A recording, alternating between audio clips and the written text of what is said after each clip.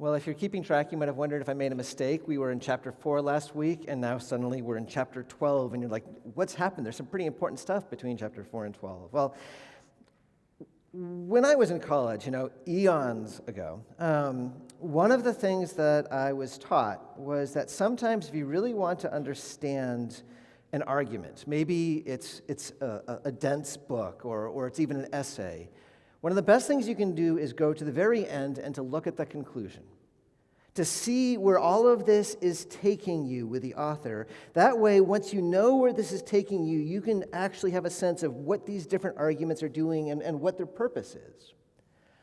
And I would like for us, and this is what we'll be doing over the next few weeks, to do that and to spend some time during the season of Lent to kind of move to the conclusion of Romans and try to understand where this is all going. If you have been with us in the series of Romans, perhaps you've noticed something. That is, through the first chapters of Romans, we've gotten the first 4 chapters, there's been pretty much no commandments, no direct instructions whatsoever. Paul is telling a story. He's laying out the gospel, and that will continue. Chapter after chapter, he's going to try to say, this is what's real. This is what it all means. And then after kind of laying this out for 11 chapters, it's like he takes a breath and he says, okay, now, let me tell you what this means for you.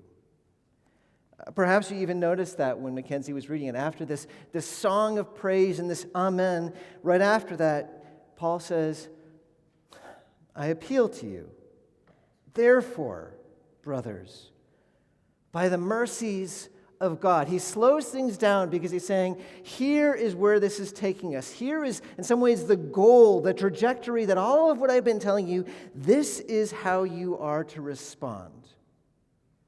How? Present your bodies as a sacrifice to God.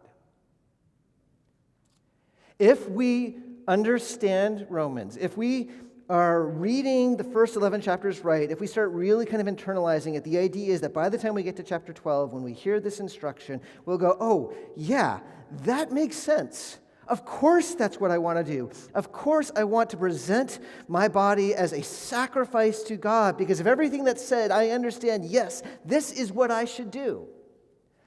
And so this is what I want us to be thinking about for a while. There's so much here that's worth considering that we'll be spending between now and Good Friday, just kind of considering what this means. And this morning, I actually just want to focus on that very simple command. There's like the surrounding verses that we're going to be considering, but this command to present our bodies as a sacrifice.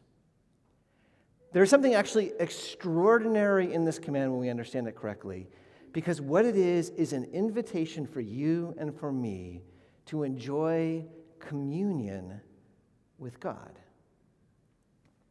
Now, to understand that, we're going to have to spend some time talking about sacrifices. And don't worry, it will be fun.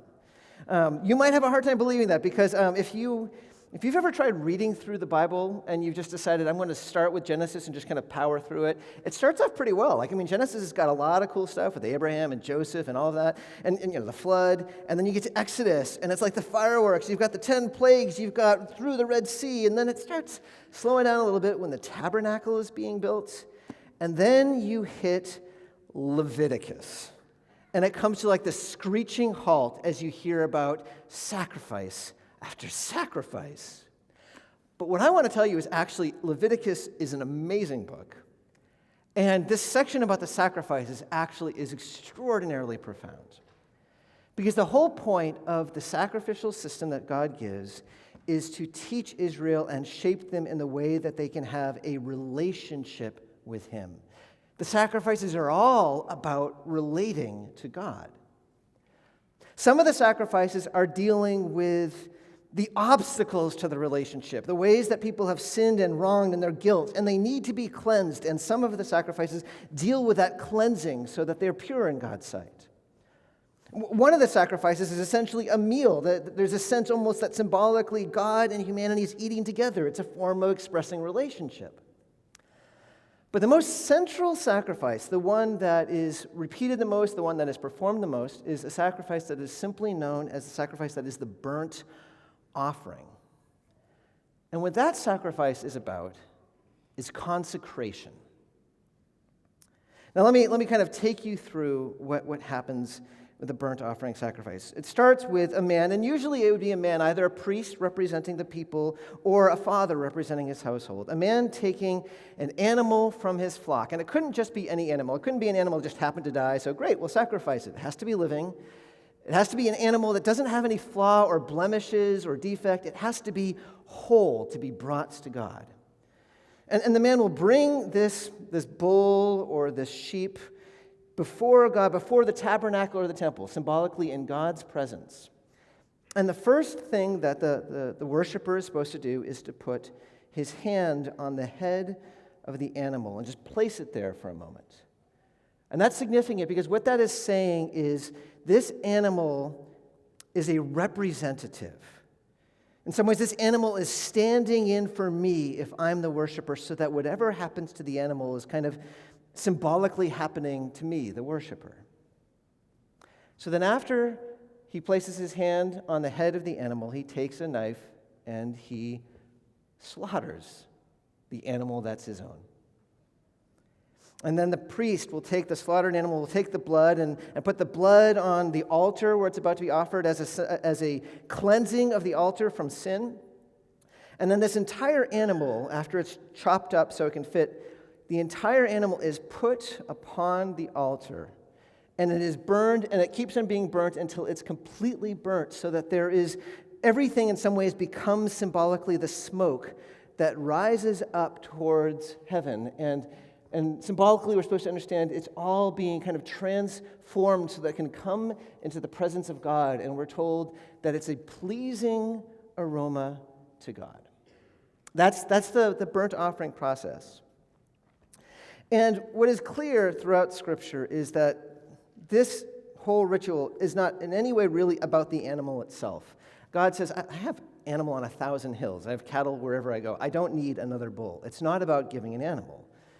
It's about, symbolically, the worshiper offering himself, or the group of people offering themselves. That's why you put your hand on the animal. It is you who, in some ways, is symbolically being slaughtered. There is, on one hand, a saying, I put to death my former way. My former existence is burnt on the altar. There is, you might say, a renunciation of the life apart from God. But then there's also a dedication. It's saying, all that I am, I symbolically in this animal give to you, that it might rise up before you, that everything that is mine is now yours, including myself. And we see this conclusion that God, as it rises up to God, takes delight. It is a way that worshipers can practice something about the relationship with God, a form of consecrating themselves. And that God appointed this as, in some ways, the central of the offering says something quite profound. It's not only the case that God, in his relationship with us, wants to make sure that the sin is removed. That's important.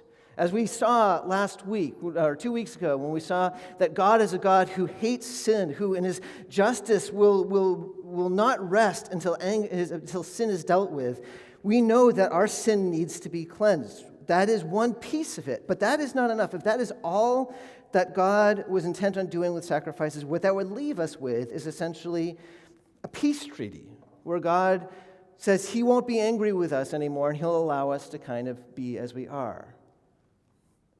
But God, in his relationship with us, wants more than an impersonal truce. He wants something far more intimate.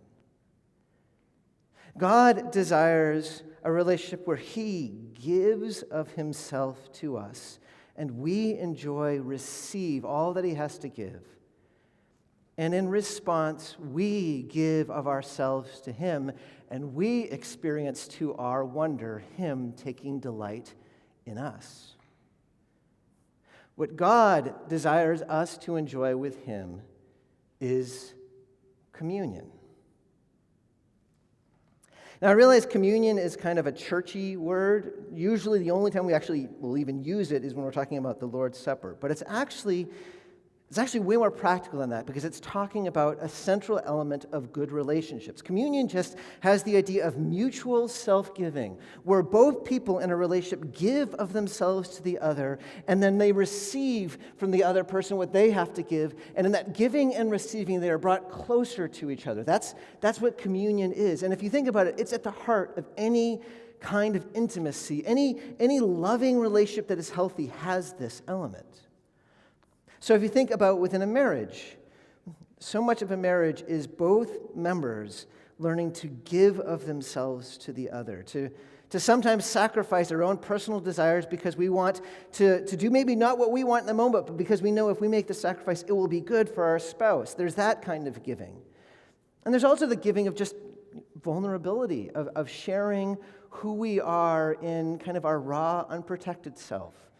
And as we give, and then the other person receives with delight, and then as our partner gives of herself, and we receive with delight, that is what builds a healthy marriage. That is communion. It happens with a parent-child in a different way, but it still happens. When a child is born, they are just literally put into our hands. Whether willing or not, they are given to us. And as they grow up, they grow into this reality of giving themselves to their parents, trusting their parents, being very transparent with their parents about everything that they feel, learning over time to obey their parents. There is a self-giving that is involved. And meanwhile, the parents, when we are acting the way we are most supposed to, we give up sleep, we give up financial things, we give up freedoms throughout the day, we give up so much because we long to see our children grow and do well. We give of ourselves and they receive, they give of themselves and we receive. That's communion. And one of the most extraordinary realities in this universe is that our Creator desires us to have communion with Him. In the very beginning, God gave. He gave us life. He gave us this world filled with the beauty and wisdom that reflects Him. He gave us Himself. And in the beginning, when we were in Eden, we received all of this with joy, and we gave ourselves back to Him in service and trust and worship. And He, wonder of wonders, though He doesn't need anything from us, He took delight in our giving to Him. That is how this world was made. That was what we were made for. We were made for communion with God. And that is exactly what was lost when we decided that we preferred to be independent. When we turned away from God, we turned towards a life of godlessness, a life without light, a life without life, a life of darkness and death. We broke our relationship with the one we were made for. And ever since, whether we've been able to name it rightly or not, there has been an ache within us. There has been a hunger, a longing, a need for the relationship that we have destroyed. And ever since, there has been kind of this haunting question that has permeated the universe. Is there a way back? Is there a way back to the communion that we were meant for? And what from the very beginning God has said again and again is yes. Yes, because I will bring you back. Yes, because I am still committed for you to have communion with me. And one of the ways He shows that is through the sacrifices. With this sacrificial system that we were talking before, God was telling Israel, this is the relationship that I am intending for you. I am intending a relationship where your sins are washed away. I am intending a relationship for you where you once again can give yourself to me and I will take delight and we can feast together. Every time these sacrifices were performed, they were reminded of the hope of God's intent for them. And yet every time these sacrifices were performed, they were also reminded that it was not yet. Because as much as we want to talk about the symbolism, offering an animal is not the same thing as offering yourself. And the problem is the worshiper couldn't. Because the worshiper was not living and complete. The worshiper was spiritually dead and corrupted by sin, not worthy of being offered to God. And the worshiper could not break with their former ways. The only way that they could die to self was just simply to die. And so what the worshiper was left with, what the Israelites day after day and year after year was left with, was offering up a stopgap, a shadow, an anticipation where these animals were given again and again, and the fact that they were repeated again and again reminded them that it is not yet possible, that there is still something they are waiting for them to experience the relationship and the communion with God that they've always been created to experience. And in Romans, and now finally we're getting back to Romans, the chapters 1 through 11, the story that Paul is telling is in some ways simply this. What was impossible before because of sin is now possible through Jesus. Every single one of the sacrifices pointed forward to Christ. So Jesus, as we saw 2 weeks ago, he is the sacrifice that turns away the wrath of God, that deals with all of our guilt and cleanses us from sin. But not only that, we see elsewhere that Jesus is the Passover lamb, the one by whom we are able to eat and drink with God himself. And Jesus, importantly, is the true and perfect burnt offering. On the cross, he entirely gave of himself to God, turning away. He died, we're told, to sin on our behalf. And he surrendered himself to God, completely giving himself over to God, a perfect, spotless lamb on our behalf. And what that means now is because of what Jesus has done and because we are in Jesus, we now are able to take hold of the relationship that we were always meant for. And this is where chapters 1 through 11 takes us in 12 verse 1, where he says, "Therefore, in view of all that I said, in view of the mercies of God and all that he's done, brothers, I exhort you, offer your bodies as a sacrifice." This is the thing that if you understand what God has done and the glory of what is before you and the privilege he has for you, you would say, of course, this is what I will do. I will offer my body as a sacrifice. Because here's the thing. No longer in Jesus are we corrupted in God's sight. No longer are we dead. But do you notice in chapter 12, it talks about we are living and we are holy. And as we give ourselves to God, he is delighted.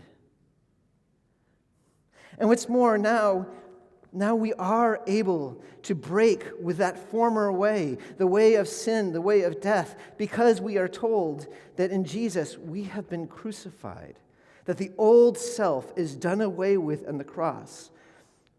We can surrender our old self and allow ourselves to be changed and to be brought into this new life of righteousness.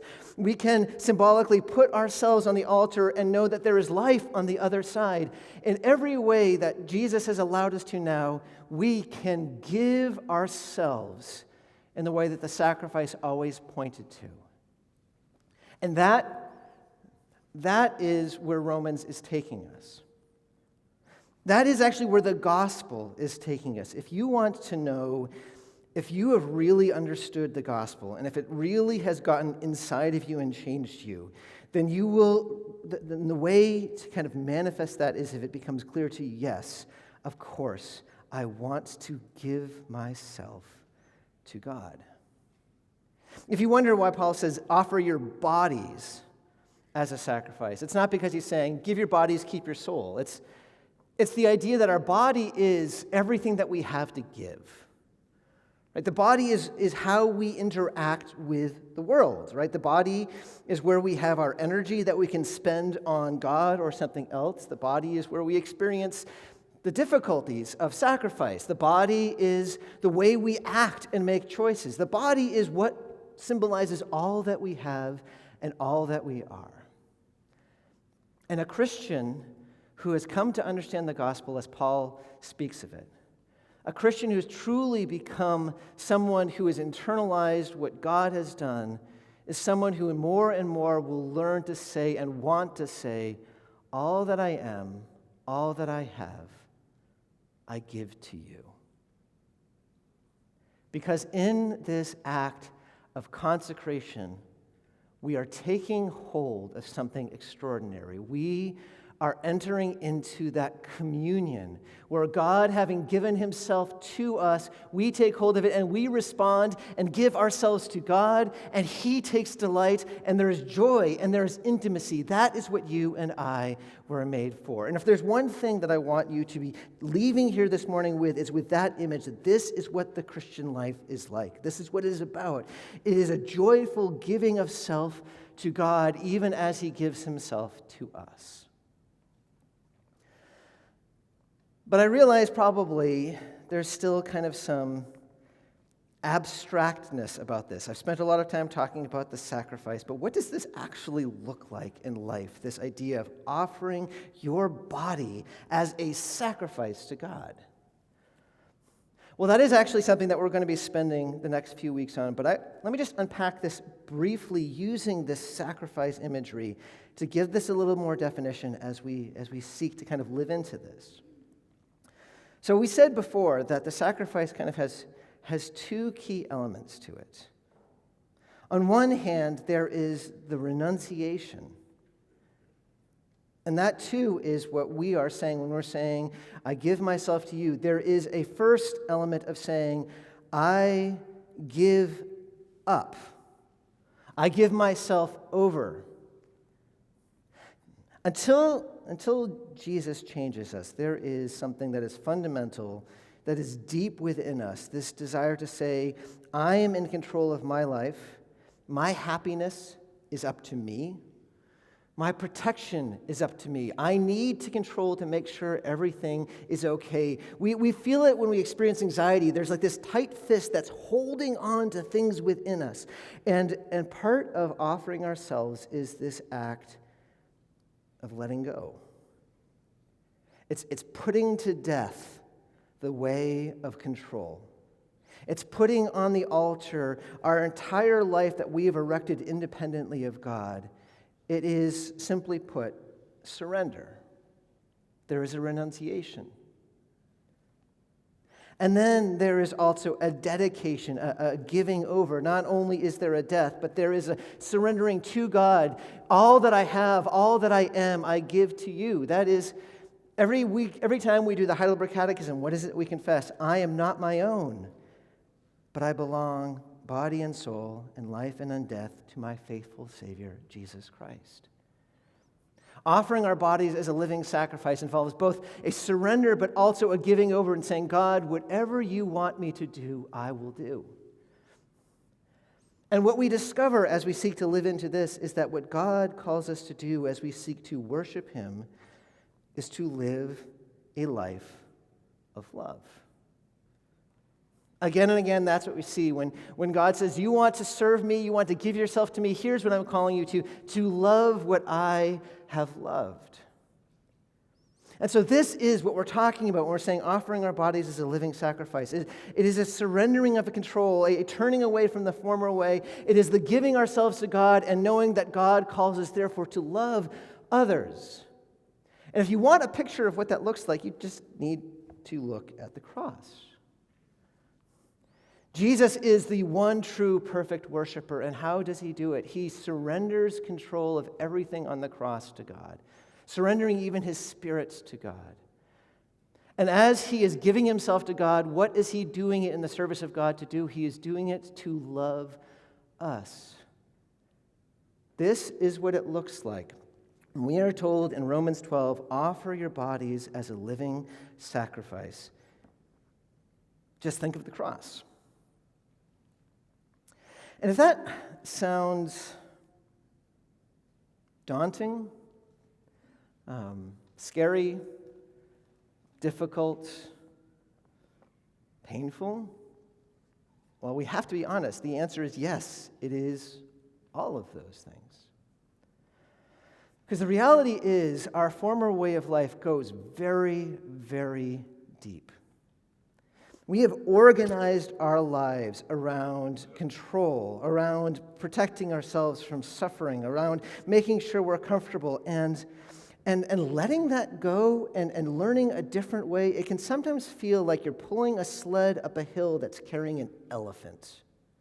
It just feels like there's so much resistance within you. And it's not just even the big things. I'm not talking about if God says, sell all you have, give to the poor.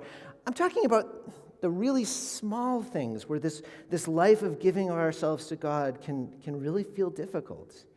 I think a pastor's job is to embarrass himself, so I will do it once again here. I think of, for me, myself, sometimes if I come home, if I had a long day, occasionally, not often, but occasionally I'll come home and the kitchen is really messy.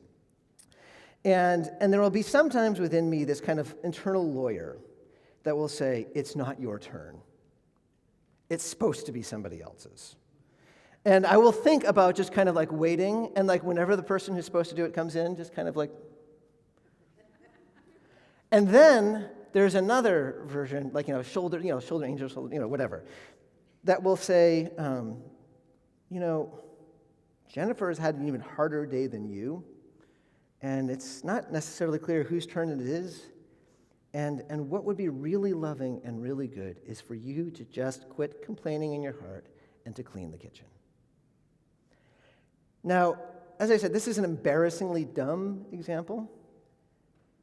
But I wonder if you know at all what that's like, that feeling in the moment of just having to say no to this person within you that wants to hold on and just kind of surrender yourself to the life of love that you know is what God wants of you. That's what it's like to offer your body as a living sacrifice. And there is resistance. But lest you be discouraged by that reality, here's what you need to know. This is still what you are becoming, whether it feels counterintuitive and counter to you or not. You in Jesus already are someone who loves. You just haven't yet fully realized that yet. And though there feels like resistance, over time, day after day, year after year, more and more, you will become that person who is able to love God and love others in the way that you are intended to, because this is what God is committed to doing. So yes, there is difficulty, but there is hope and there is confidence. But that's not really the only part, that when we're talking about offering your body as a sacrifice, that makes it difficult. Because even if you are the perfectly loving person, there still is pain involved in this. And we know this because the perfectly loving person loved the world perfectly and experienced enormous pain. Because the reality is, when God is calling us as we love Him to love others, He's calling us to love what is broken and sinful and can hurt. And so as we offer ourselves to God and He sends us in love for others, we are exposing ourselves by loving to pain. And you know this. When you choose to hope in someone, you are exposing yourself to disappointment. When you're choosing to give, you're exposing yourself to be taken advantage of. However it is that you seek to trust, you are exposing yourself to being betrayed. And while oftentimes that's not what happens, oftentimes there are good things as we seek to love, there are times that it will be extraordinarily painful, and then in those moments, you're called to forgive. And in some ways, almost an extreme expression of this is as we are seeking to love the world, the single most loving thing we can do, speaking of Jesus, is also the thing that in times past people have been imprisoned for, and in times present we might be ridiculed for. To seek to love as God has called us to love is to open ourselves up to pain, and it can feel like a kind of death. And in some ways it is. It's the way of the cross. But there's an interesting thing when you look in the New Testament as you see people who are living out this way of love and experiencing hurt. They are not a bunch of wretched, miserable people. When Paul is in prison, precisely because he's seeking to love others by speaking of Jesus, what does he say? I rejoice. You know why? Because I know Jesus. Or in 1 Peter, when Peter is talking to a church that is suffering, as they are seeking to worship God, they are offering their bodies as a living sacrifice, and they are experiencing the brunt of it, he says, though you suffer right now, you rejoice with inexpressible joy. Why? Because they are experiencing communion with God. Yes, this is the way of the cross. Yes, this is the way that is difficult, but yes, this is the way of joy because it is the way of communion with God and is the way of hope because in the future, as Paul says, I do not consider our present sufferings worthy of being compared to the glory that is going to be revealed. Yes, offering our bodies as a sacrifice to God in this moment is scary and will involve pain, but it is the way of joy and it is the way of life.